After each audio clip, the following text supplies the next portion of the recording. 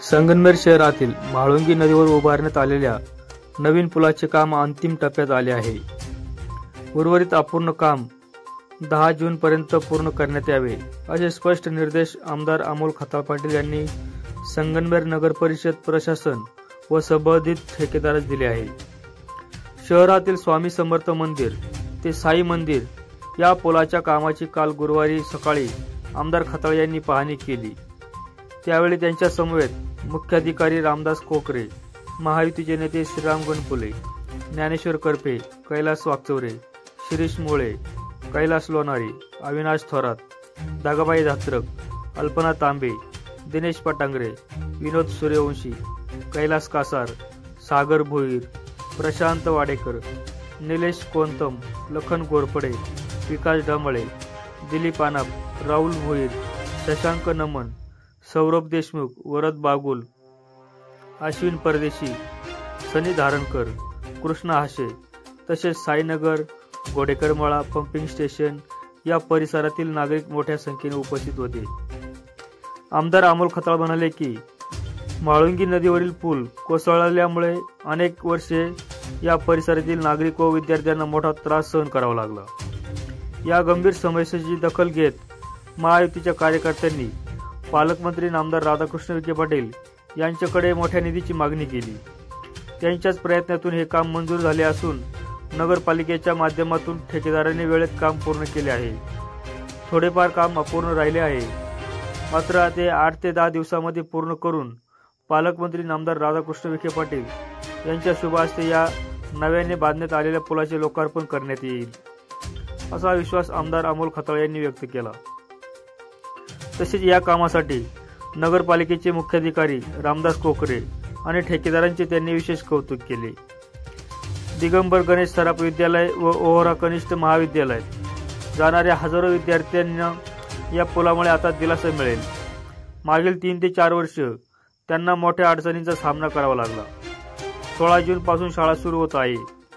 नवीन पुलावरून शाळेत जाणाऱ्या प्रत्येक विद्यार्थ्याचे स्वागत करण्यात येईल, असे उद्गार आमदार खताळ पाटील यांनी काढले आहे।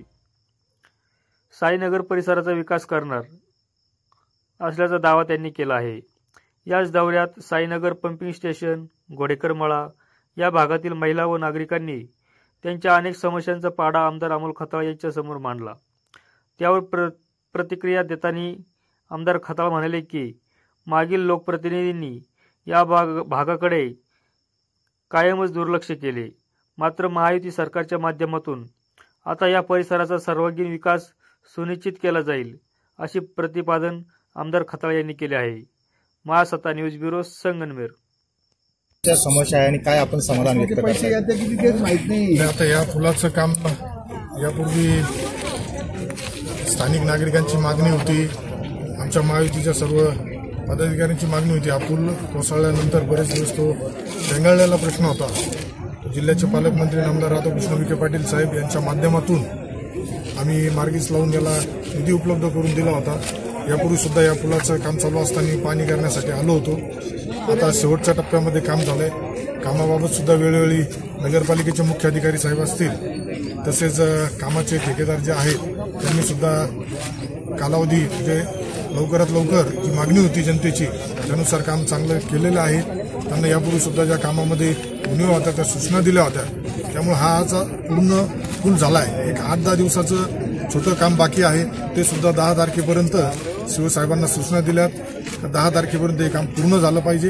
हे काम पूर्ण झाल्यानंतर या जिल्ह्याचे आपल्या पालकमंत्री नामदार राधाकृष्ण विखे पाटील साहेब यांच्या हस्ते याचा लोकार्पणाचा सोहळा आपण लवकरच आयोजित करतोय आणि त्यानंतर 16 तारखेला ज्यावेळेस या इथं परिसरात शाळा आहे, शाळेला जाणारे विविध विद्यार्थी, हजारोंनी विद्यार्थी इथून जात येत होते। गेले 4 वर्ष 3 वर्ष त्यांना जो त्रास झाला त्या त्रासातून त्यांची मुक्तता, त्यामुळं 16 तारखेला या पुलावरून विद्यार्थ्यांचं आपण स्वागत करून त्यांना पुढं हा पूल सुरू करत आहे। साधारणपणे ज्या लोकांच्या या परिसरातल्या काही मागण्या आहेत त्याकडे कसं बघता आपण? निश्चितच या भागाला विकासापासून वंचित ठेवण्याचं काम या स्थानिक यापूर्वीच्या नेत्यांकडून, पदाधिकाऱ्यांकडून, कार्यकर्त्यांकडून झालेलं आहे।